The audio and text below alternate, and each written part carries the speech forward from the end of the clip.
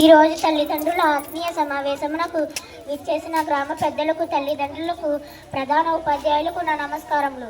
నా తోటి విద్యార్థులందరికీ శుభాకాంక్షలు. ఈరోజు రాష్ట్ర ప్రభుత్వం ఇచ్చే మెగా తల్లిదండ్రుల ఆత్మీయ సమావేశం ఏర్పాటు చేయడం జరిగింది.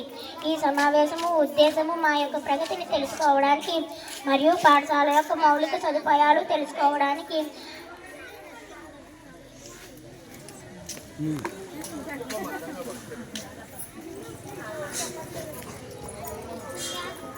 ఏర్పాటు చేసిన సదుపాయాలు మీ ముందు ఉన్న శుభ్రంగా ఉన్న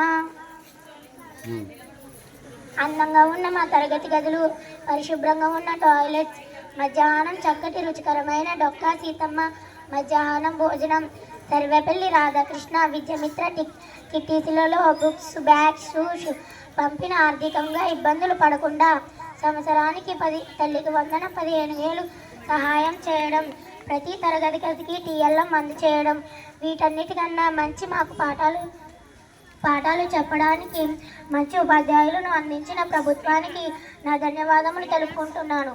మేమందరం తప్పకుండా ఈ వసతులు ఉపయోగించడానికి, కానీ మా తల్లిదండ్రుల ఉపాధ్యాయులు మా ఊరికి మంచి పేరు తీసుకొస్తానని ఈ అవకాశం ఇచ్చిన ప్రధాన ఉపాధ్యాయుల వారికి ధన్యవాదములు తెలుపుకుంటూ సెలవు తీసుకుంటున్నాను.